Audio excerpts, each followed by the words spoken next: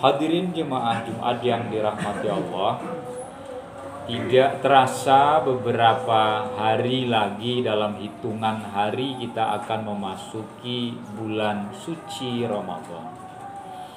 Kita sebut dengan bulan suci karena bulan itu adalah bulan untuk mensucikan diri kita.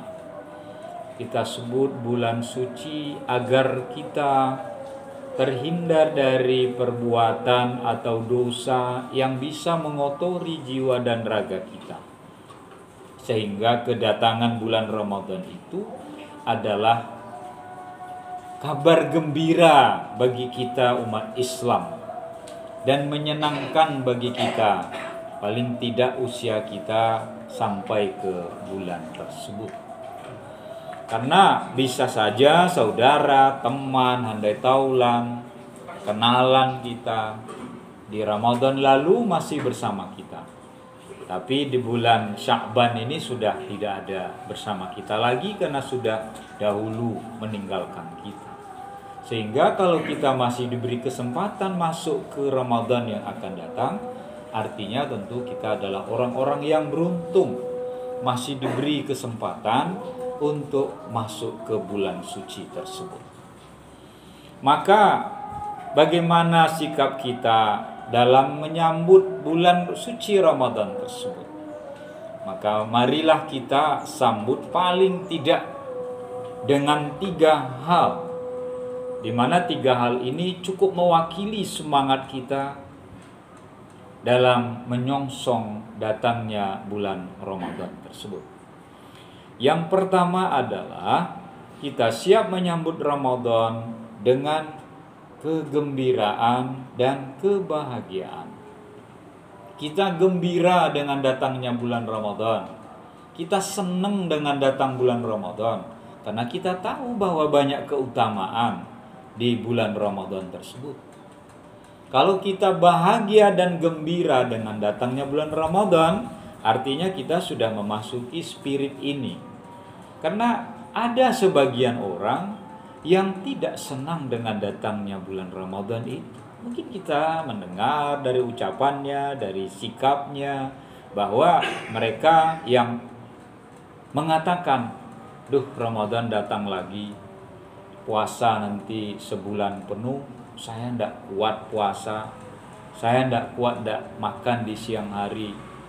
Kalaupun saya mau makan, saya malu sama orang, tetangga saya harus makan di tempat yang jauh, yang tidak ada orang yang kenal dengan saya di sana." Baginya penyiksaan, baginya bukan sesuatu yang menyenangkan.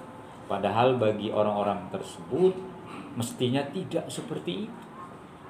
Karena yang khatib maksud ini tentu saja orang muslim dan muslimah. Kecuali orang non-muslim itu bukan urusan kita. Tapi kalau kita muslim, lalu kita tidak senang dengan datangnya bulan Ramadan, maka orang-orang yang seperti inilah yang mereka jauh dari kegembiraan dan kebahagiaan di bulan Ramadan.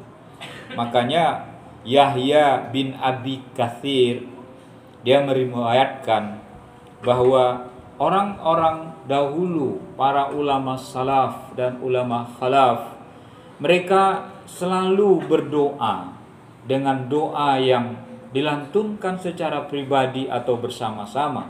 Allahumma barik lana fi Rajab wa Sya'ban wa ballighna Ramadan. Mereka berdoa, "Ya Allah, berkahilah kami di bulan Rajab dan bulan Sya'ban."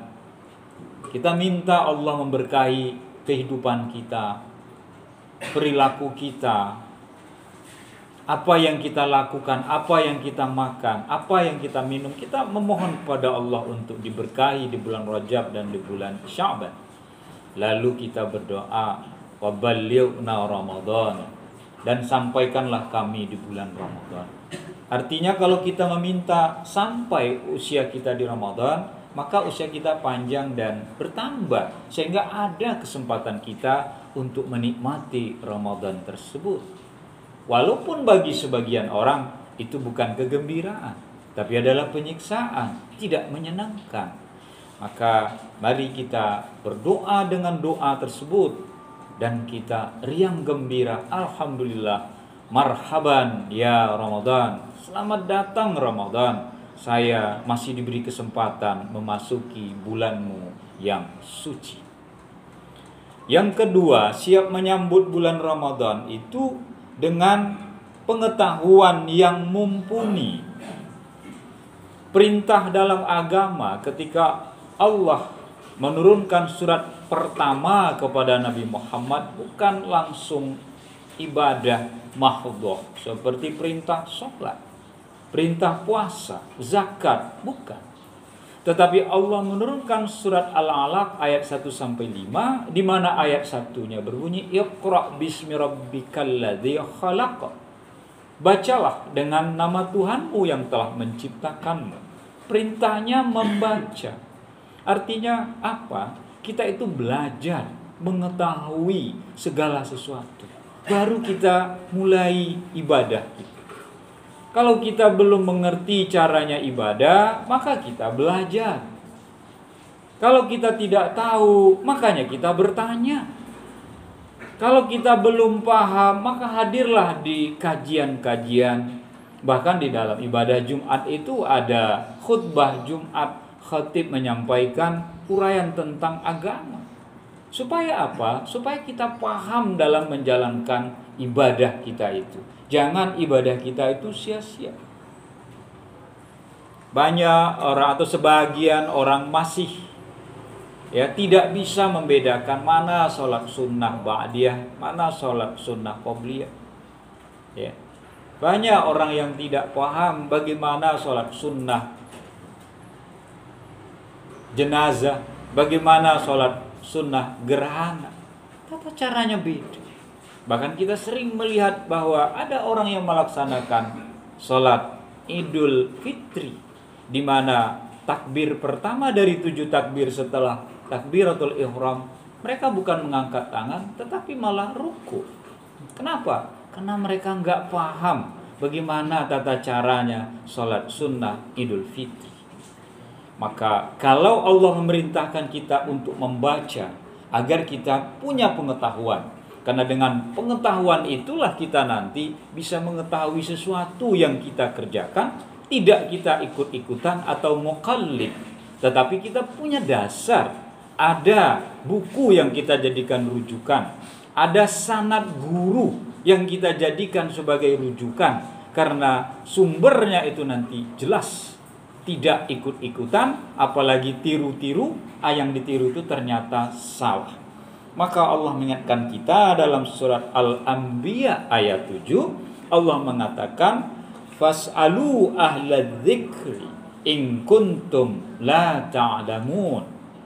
Bertanyalah kalian kepada ahli ilmu.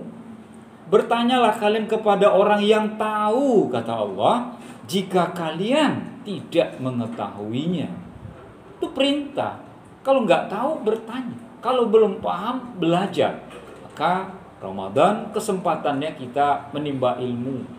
Dan sebelum Ramadan kita siapkan ilmu kita dalam beribadah, supaya ibadah yang kita lakukan itu benar-benar sesuai tuntunan dan mendapatkan pahala yang kita harapkan dan diridhoi oleh Allah Subhanahu wa taala. Lalu yang terakhir, yang ketiga, siap menyambut Ramadan itu dengan doa. Perbanyaklah doa.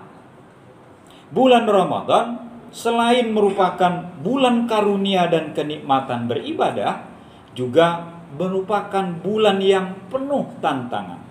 Tantangan menahan nafsu, tantangan untuk menggapai kemuliaan di malam Lailatul Qadar, sehingga kita menjaga tidur kita untuk melek kita mendapatkan untuk meraih Lailatul Qadar. Karena satu malam itu keutamaannya 1000 bulan, alfi syahrin, 1000 bulan. Satu malam ibadah yang kita lakukan di bulan Ramadan itu sama nilainya dengan beribadah sekitar 70 tahunan lebih.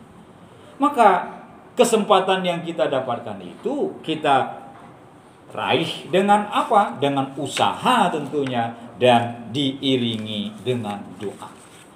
Kenapa kita harus berdoa? Usaha betul, tetapi setelah kita berusaha, maka akhiri setiap usaha kita itu dengan doa. Allah bukan manusia. Kalau anak meminta kepada orang tuanya, sering meminta, orang tua bosan. Kamu minta terus, nanti lagi lah, beri jarak. Jangan minta terus. Itu orang tua jawabannya seperti itu. Tetapi kalau Allah Subhanahu wa ta'ala, semakin banyak kita memohon dan meminta, itu lebih baik. Bahkan dikatakan oleh Allah, wa qala rabbukum ud'uni astajib lakum.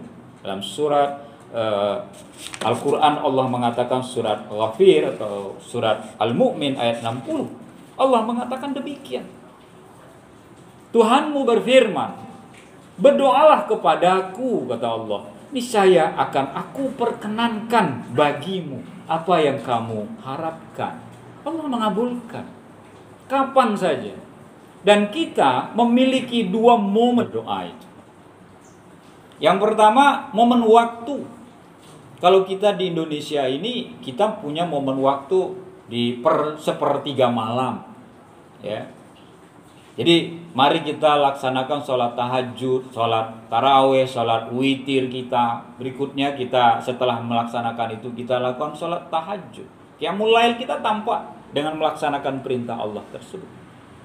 Tetapi kalau kita mencari mompat, ya, maka itu ada di tempat-tempat yang mustajab kita untuk berdoa. Di Masjidil Haram, di depan Ka'bah, ya. Di Masjid Nabawi kita berdoa. Di Padang Arafah kita berdoa. Itu mustajab tempatnya. Jadi kita nggak perlu berkecil hati. Kita punya waktu untuk berdoa. Waktu yang terbaik di saat orang tidur kita berdoa. Bagaimana line-nya itu kosong?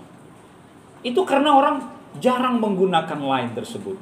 Orang semua tidur, lalu kita berdoa. Maka saat jaringan kosong itulah kita memohon kepada Allah. Di mana orang jarang memohon dan berdoa di saat-saat mustajab tersebut. Maka kita berharap di bulan Ramadan ini kita bisa melakukan 3 hal ini. Gembira dengan datangnya Ramadan, kemudian kita memiliki pengetahuan yang mumpuni dalam ibadah kita, termasuk ibadah Ramadan, dan perbanyaklah berdoa kepada Allah, tentu dengan harapan semoga doa yang kita pinta diijabahnya.